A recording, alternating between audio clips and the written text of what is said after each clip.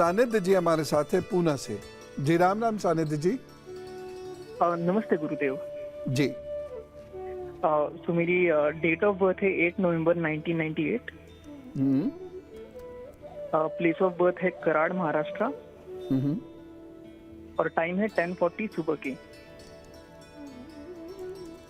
हम्म सो मेरा एक सवाल था, मुझे अपना मुख्य ग्रह और इष्ट देव के बारे में जानना था, और मुझे अपने करियर के बारे में भी जानना था कि आगे जिंदगी कैसी रहेगी और करियर का कैसा रहेगा।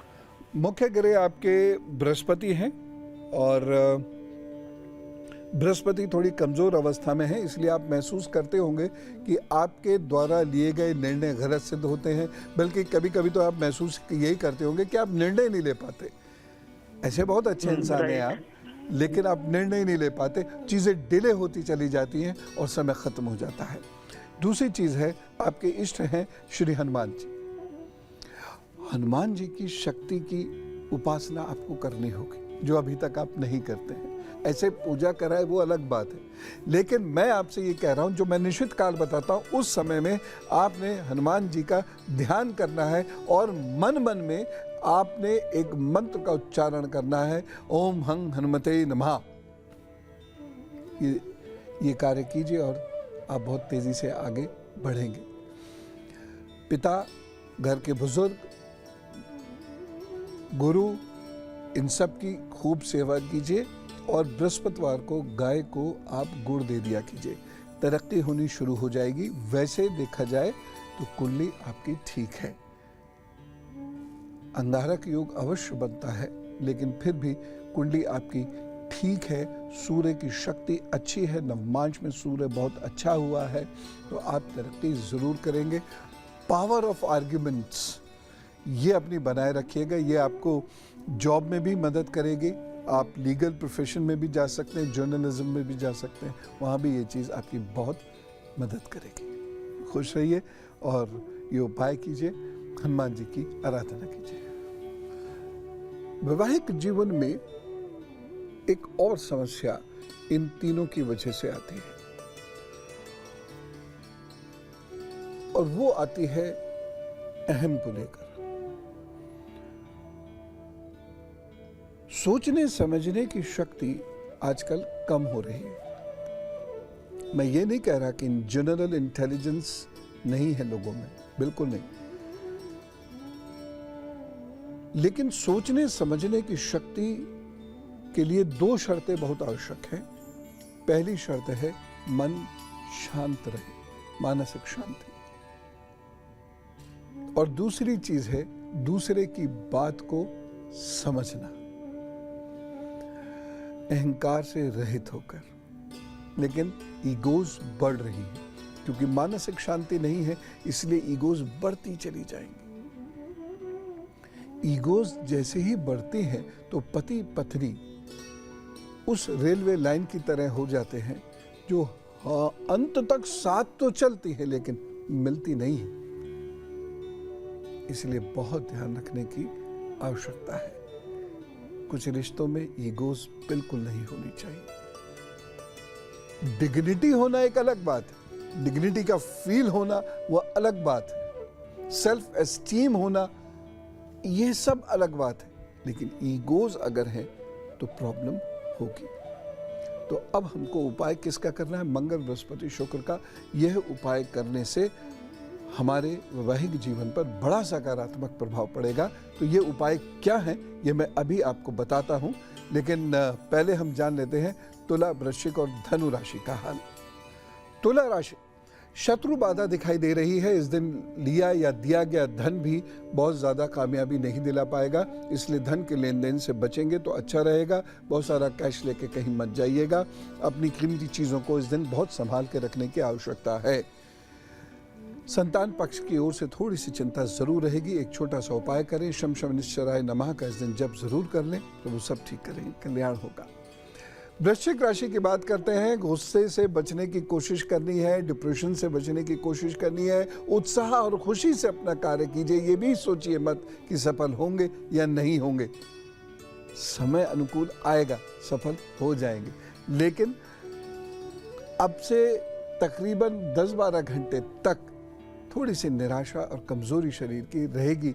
इसलिए इस वक्त सिर्फ काम करते चले जाइए, मन प्रसन्न रहेगा, फिर रात का समय आएगा तो सफलता ज़रूर मिल जाएगी। उड़द की दाल का दान अवश्य कर दें। धनु राशि की बात करते हैं। आप द्वंद्व में उलझ जाएंगे, करूं ना करूं, करूं ना करूं, और उसकी वजह से शुभ समय हाथ से निकलता चला जाएगा। रिश्तों को बनाए रखने की कोशिश करें, अपने सीनियर्स के साथ संबंधों को बेहतर करने का प्रयास करें, और उपाय के तौर पर किसी को आप भोजन अवश्य करा दीजिएगा, तो जरूर कल्याण करेंगे। मुंबई से हमारे साथ प्रतीक भाई जी जुड़े हुए हैं, उनसे बात करते हैं। प्रतीक भाई जी, राम राम। राम राम गुरु जी, मैं प्रतीक मिश्रा बात कर रहा हूँ मुंबई से जी। मेरी डेट ऑफ बर्थ है 1 मई जी 1996 सॉरी। जी। सुबह 8:02 सॉरी 8:20 भंडारा जिला नागपुर में। जी। अब गुरु जी, मेरे बिजनेस में पैसा आ रहा है, लेकिन उसी के आगे बहुत खर्चा भी बहुत हो जा रहा है। कर्जे बहुत है मेरे ऊपर, मतलब सब चीज़ मैं जितना भी आ रहा है पैसा सब जा रहा है, पैसा टिक नहीं रहा है। उसके लिए कुछ उपाय बताइए प्लीज़। जी। और मैं कब तक अपने घर में शिफ्ट हो पाऊंगा वो भी बता दीजिए।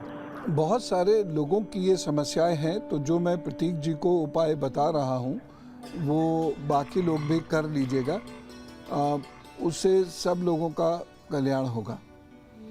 बहुत सारे लोग ऐसे हैं जो कमाते बहुत हैं, कमाते कम नहीं, लेकिन जिम्मेदारियां समाप्त नहीं होती। कारण कुछ भी रहे, लेकिन उनके पास धन का संचय नहीं हो पाता। लाखों लाखों रुपए महीने कमाने वाले लोगों के पास भी धन का संचय नहीं हो पाता, और जब कोई बड़ा कार्य करना होता है तो उन्हें उधार मांगना पड़ता है या लोन लेना पड़ता है। अब करना क्या है? ऐसे में कुबेर यंत्र आता है, कुबेर यंत्र ले लीजिए। कुबेर यंत्र की रोजाना तिलक लगा के, हल्दी का तिलक लगा के उस पर ध्यान कीजिए। निश्चित मुहूर्त जो मैं रोज बताता हूं उस समय पे। मान लीजिए ये नहीं मिलता है आपको, तो दूसरा कार्य आप क्या कर सकते हैं? ओम श्रीम नमः, ओम श्रीम नमः, श्री से बनाए, ओम श्रीम नमः।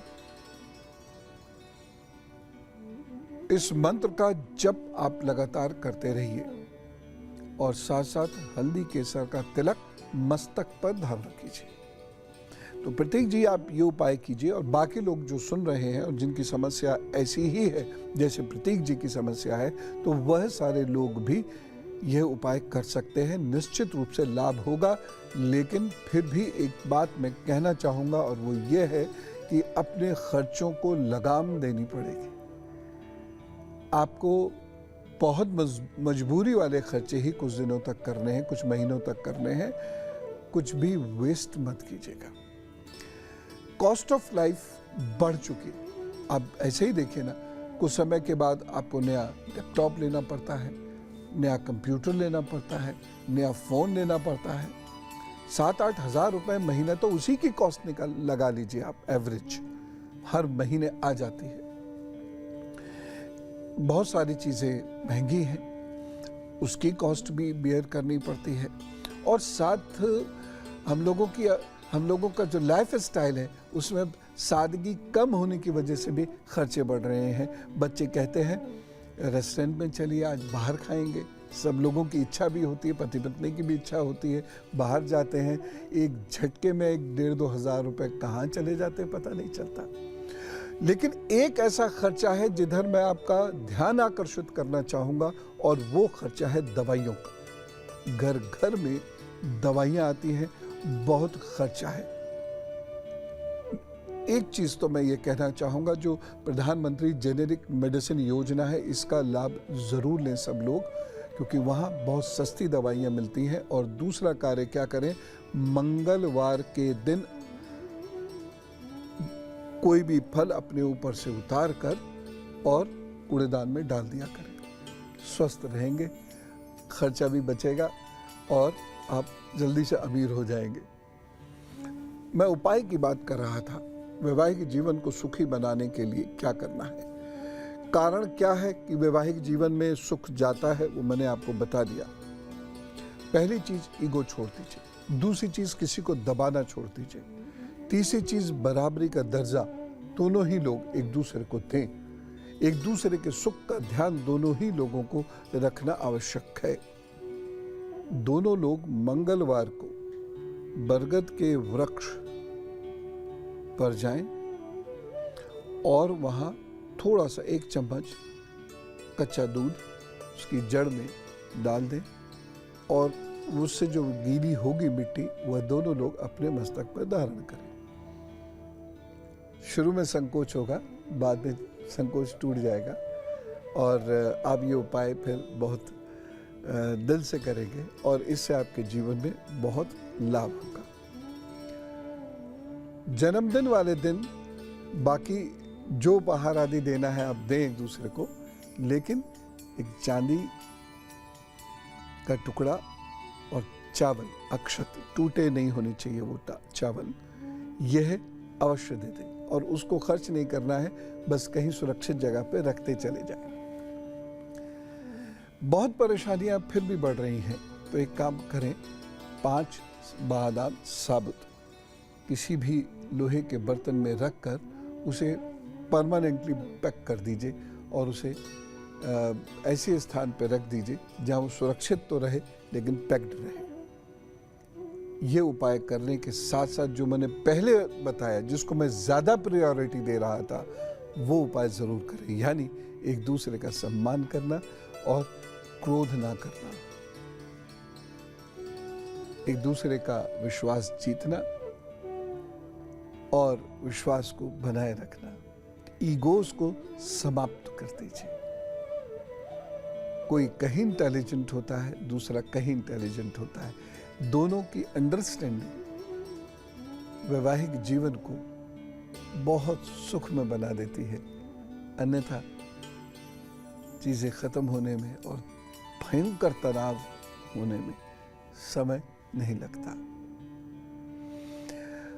अब हम जानते हैं मकर, कुंभ और मीन राशि का हाल। मकर राशि, ये दिन थोड़ा संभल के चलिएगा। आपकी हड्डियों में दर्द हो सकता है, कुछ चोट फेंट लग सकती है। नमः शिवाय का जप करें, अपने काम पर जुट जाइए तो सब ठीक करेंगे। कुंभ राशि के लोगों के लिए यह दिन अच्छा है। दोपहर से रात के बीच में आपको कुछ सफलता मिल सकती है, किसी खास व्यक्ति से बात हो सकती है। कुल मिला के समय अच्छा, लेकिन सर और आंख का ख्याल आपको विशेष रूप से रखना होगा। सरसों के तेल का दान जरूर कर दीजिएगा।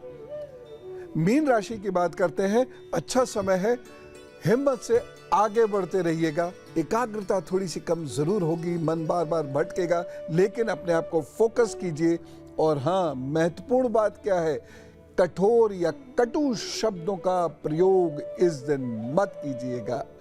माँ दुर्गा की आराधना कीजिए, दुम दुर्गाय नमः नामक मंत्र से, और उसके बाद अपने काम पर जुट जाइए, प्रभु सब ठीक कर लेंगे। रोहित जी हमारे साथ हैं मेरठ से। Hello. Hello sir. Guruji Ram Ram. Ram Ram. Radha Charan sir.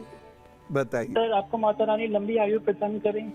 बहुत बहुत धन्यवाद। गुरुजी, मेरा एक सवाल था अपने बेटे के रिगार्डिंग में।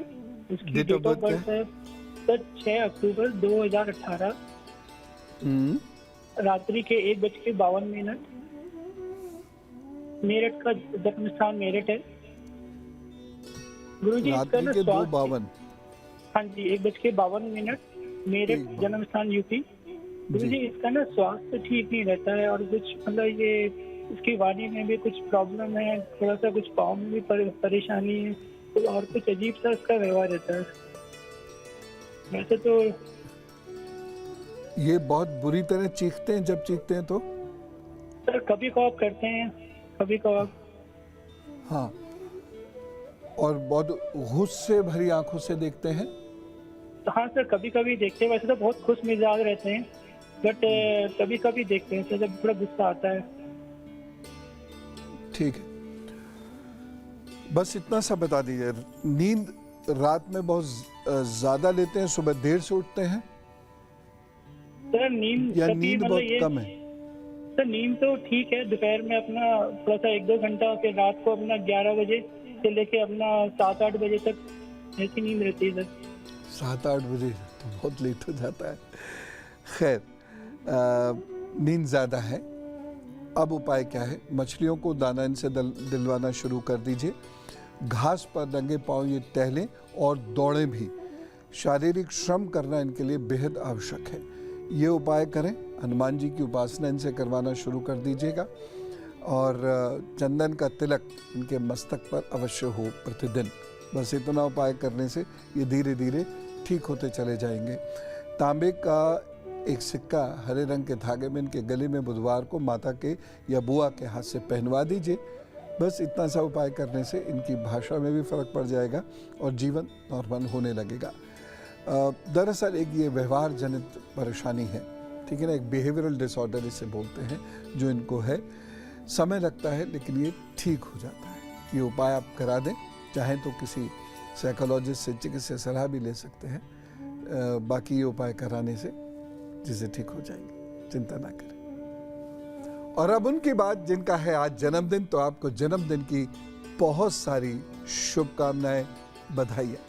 आपके आगे आने वाले 12 महीने थोड़ा ध्यान से चलने वाले हैं और ध्यान जो रखना है वो सिर्फ 2 चीज़ों का रखना है। एक तो सेहत का और दूसरा भावावेश में कोई काम मत कीजिएगा, अति उत्साह में कोई काम मत कीजिएगा, अति जोश में कोई काम नहीं कीजिएगा। जोश के साथ होश बना के रखिएगा, नहीं तो गलत डिसीजन आप लेंगे, जल्दबाजी में डिसीजन ले लेंगे और उससे आपको खासा नुकसान सहना पड़ेगा।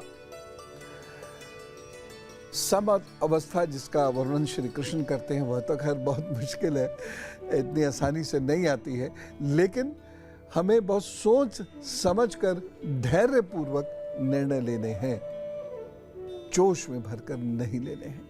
चांदी की चेन माता जी के हाथ से जरूर धारण कीजिए और आपकी तरक्की होगी, यात्राएं भी होगी, यात्राओं से तरक्की होगी, लोगों के मिलने जुलने से आपकी तरक्की होगी। इसलिए आप लोगों से मिलिए जुलिए ज़रूर। विद्यार्थी वर्ग को भी लोगों से मिलना जुलना चाहिए और सार्थक कार्य के लिए लोगों से भेंट बात करनी चाहिए। जैसे आप मॉक इंटरव्यूज कर सकते हैं, कंबाइंड स्टडीज कर सकते हैं, इस तरीके से। तो समय बुरा नहीं है, बस उन 2 बातों का ख्याल रखें। उपाय मैंने बता दिया है। जन्मदिन शुभेच्छा। मैंने कहा था कि श्री कृष्ण किस बर्तन में भोजन करने को कहते हैं। श्री कृष्ण कहते हैं कांसे का प्रयोग करना चाहिए। सप्ताह में 6 दिन कांसे के बर्तन में ही भोजन करना चाहिए। रविवार को कांसे के बर्तन का उपयोग नहीं करना है, लेकिन 6 दिन कांसे के बर्तन में ही भोजन करना चाहिए। अब भगवान कोई बात कहे, वो ऐसे तो नहीं कहेंगे, उसके पीछे कोई बहुत बड़ा तर्क होगा, कोई बहुत बड़ा कारण होगा। इस कारण की खोज की, बहुत सारे टेस्ट किए गए और ये पाया गया कि जो कांसे का बर्तन है ये एंटी बैक्टीरिया होता है। इसमें बैक्टीरिया होंगे नहीं या वो सरवाइव नहीं कर पाएंगे। तो कांसे के बर्तन में यदि खाना रखा जाए और कांसे के बर्तन में उसे परोस कर खाया जाए तो जो बैक्टीरियाज होते हैं जो हेल्थ को बहुत नुकसान पहुंचाते हैं और जो आंखों से दिखते भी नहीं, वह पेट में या शरीर में नहीं जाते हैं। भोजन शुद्ध रहता है, भोजन पवित्र रहता है और शरीर को शक्ति प्रदान करता है। हमारी संस्कृति विज्ञान के ठोस धरातल पर खड़ी है। हमने उसे नहीं देखा या हमने उसे नहीं जाना या हम किसी कारणवश उसे नहीं जान पाए या लोगों ने नहीं बताया, ये समस्याएं हमारी हैं, संस्कृति की नहीं है, शास्त्र की नहीं है। तो अब हम इन जो बड़ी गूढ़ और पर बहुत महत्वपूर्ण बातें हैं इसे लगातार जानेंगे। बस मैं जो बताया करूं उसे जीवन में उतारने की कोशिश कीजिएगा। स्वयं देखना, आप बहुत परिवर्तन हो जाएगा, बहुत कुछ मिल जाएगा। अब एक गुरु मंत्र जरूर नोट कर लीजिए। सुख में तो सब खड़े होते हैं, लेकिन किसी के दुख में जरूर खड़ा होना चाहिए, और वो भी बिन बुलाए। विशेषकर यदि किसी की मृत्यु हो गई है और आपको पता लगे तो आप वहां जाइए। कफन जरूर भेंट कीजिए या शॉल, जहां जैसी रीत हुआ करे उसी अनुसार कार्य कीजिए। और अगर वह भी नहीं कर पाते हैं तो अंतिम यात्रा के लिए पुष्प या अंतिम यात्रा के लिए कहीं मखाने, बताशे आदि भी रखे जाते हैं। वो कार्य स्वयं अपने हाथ से करना चाहिए। ये एक ओर सामाजिकता तो है ही, वहीं दूसरी ओर आपकी जिंदगी में कितना भी खराब बृहस्पति हो उसको भी ये बेहतर करेगा। ये कार्य जरूर कर लीजिए, और मैं पक्के तौर से कह सकता हूं कि आपको जिंदगी में सुख मिलेगा। आज की बात यही पूर्ण होती है।